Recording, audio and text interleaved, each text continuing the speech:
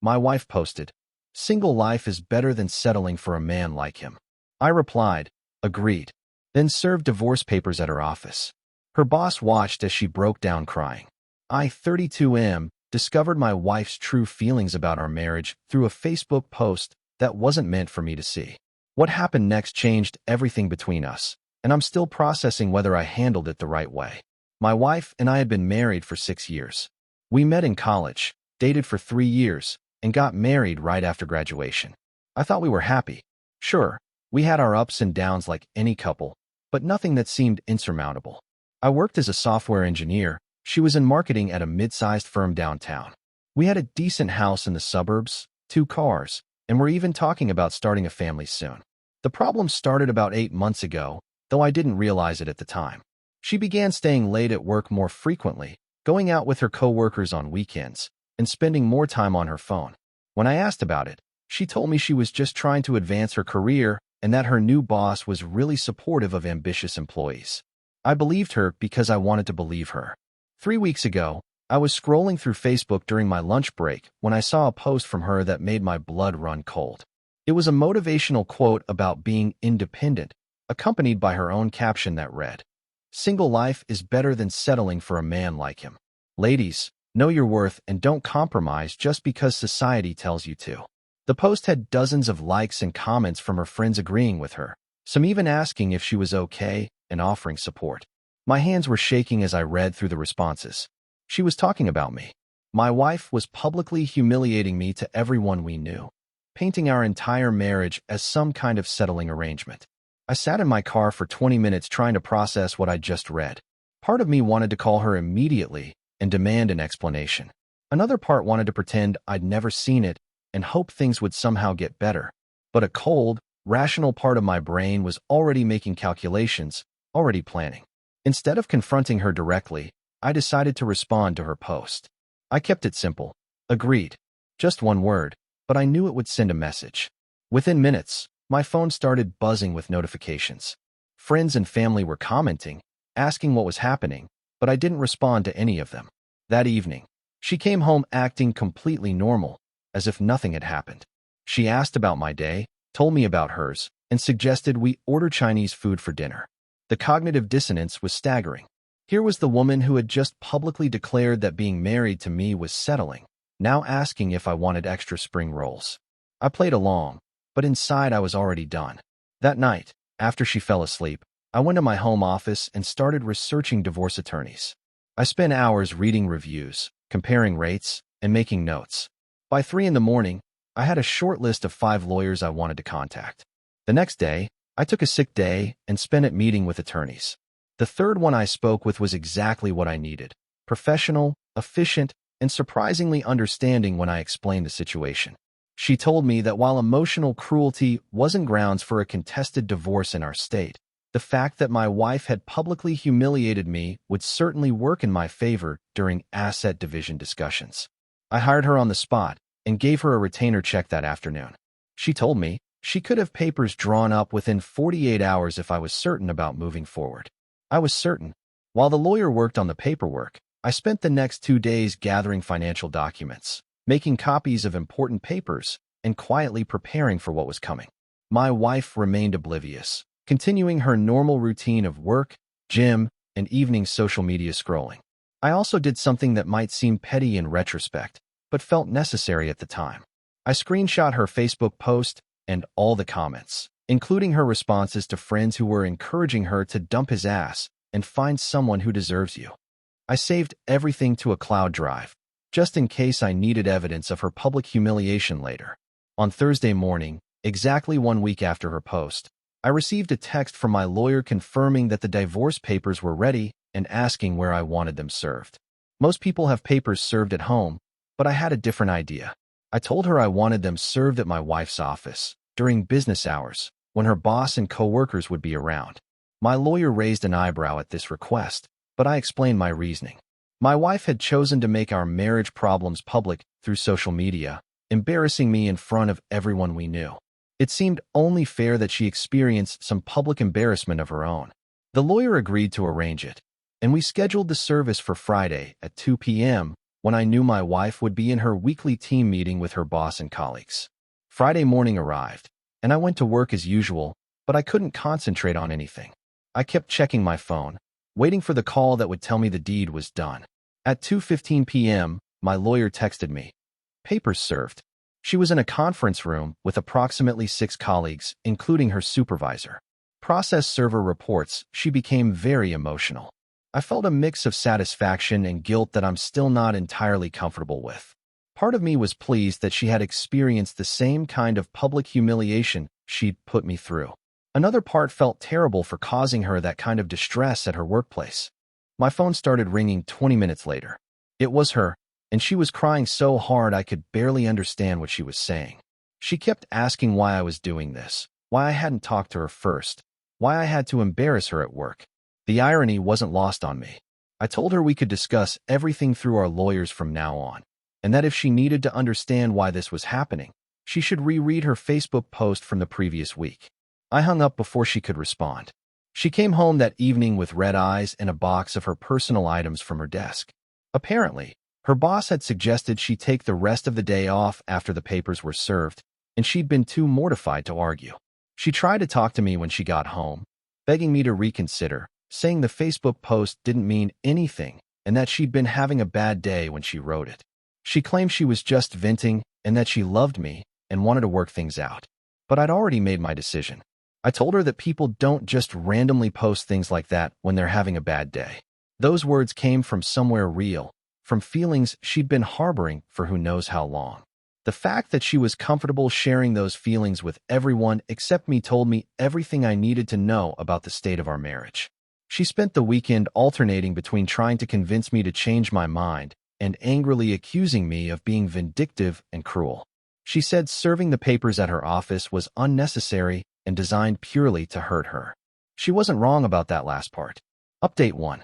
It's been 2 weeks since I served the divorce papers, and things have gotten complicated in ways I didn't expect. First, the professional fallout from serving the papers at her office was more severe than either of us anticipated. Her boss, who had witnessed the entire scene, apparently started questioning her judgment and stability. She confided to me during one of our few civil conversations that she was being excluded from important projects and that her colleagues were treating her differently. I started feeling genuinely bad about this. Whatever issues we had in our marriage, I never wanted to damage her career. When I planned to have the papers served at her office, I was thinking about the immediate embarrassment, not the long-term professional consequences. She also revealed something that made me question my entire understanding of the situation.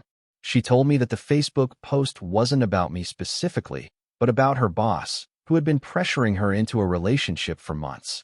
She said she'd been trying to send him a message that she wasn't interested, and that the post was meant to make him think she was single and happy that way. This revelation hit me like a truck. I asked her why she hadn't just told me about the harassment from the beginning, and she said she was afraid I'd do something rash that would cost her the job she'd worked so hard to get.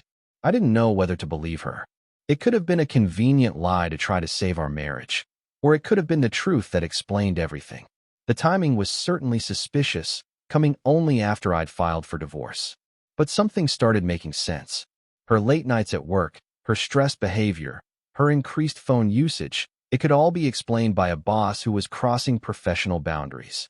The Facebook post, which I'd interpreted as being about me, could have been her way of trying to discourage his advances without directly confronting him. I agreed to pause the divorce proceedings temporarily while we figured things out. I told my lawyer to hold off on moving forward with asset division until I could get a clearer picture of what was really happening. Update 2. The truth turned out to be more complicated than either of her explanations. I decided to do some investigating on my own. I started by looking more carefully at her social media activity over the past few months. What I found was a pattern of posts that seemed designed to present herself as unhappy in her marriage, but not necessarily posts that directly criticized me. I also reached out to a mutual friend who worked at her company. I didn't tell him about the divorce papers or our marital problems, but I casually asked about her work situation and whether she seemed stressed lately. What he told me was illuminating.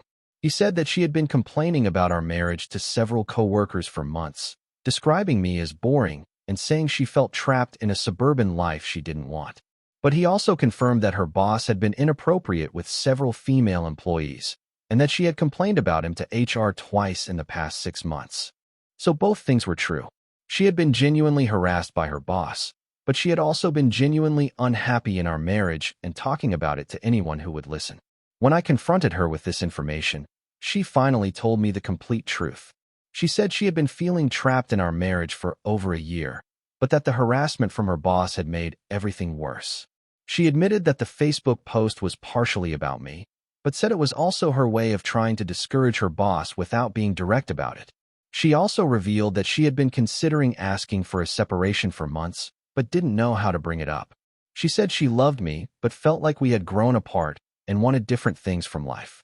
This conversation was the first honest one we'd had in months, maybe years. I realized that while her methods had been hurtful and immature, her feelings were valid. We had grown apart, and I had been so focused on maintaining the appearance of a happy marriage that I'd ignored the signs that she was unhappy. Update 3. We're getting divorced, but it's no longer the bitter, vengeful process I initially planned. After our honest conversation, we both realized that our marriage had been over for a long time, and that neither of us had been brave enough to admit it. The Facebook post and my dramatic response had simply forced us to confront what we'd both been avoiding. We decided to pursue an uncontested divorce and work together to divide our assets fairly. She's moving in with her sister temporarily while she looks for her own place, and I'm staying in the house until we decide whether to sell it. The situation at her workplace has actually improved, somewhat ironically. After the divorce papers were served and she took time off, she decided to be more direct about her boss's harassment. She filed a formal complaint with HR, and he was ultimately transferred to a different department. Her colleagues, who initially treated her differently after witnessing the divorce papers being served, have been supportive once they learned about the harassment situation. As for me, I'm still processing my feelings about how I handled everything. I don't regret filing for divorce. It was clear that our marriage was over whether we admitted it or not. But I do regret the vindictive way I went about serving the papers. Having them delivered at her workplace was unnecessary and caused her professional embarrassment that could have had lasting consequences. I've learned that there's a difference between standing up for yourself and seeking revenge. Standing up for myself would have been having an honest conversation about the Facebook post and our marriage problems. Seeking revenge was having divorce papers served in front of her boss and coworkers. The irony is that my dramatic gesture ultimately forced us to have the honest conversation we should have had months ago. But it took public humiliation on both sides for us to finally be truthful with each other about the state of our relationship.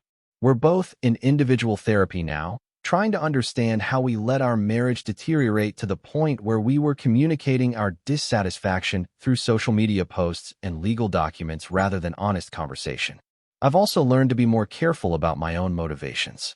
When I saw that Facebook post, I was genuinely hurt and angry, but my response was calculated to cause maximum embarrassment rather than to solve our underlying problems.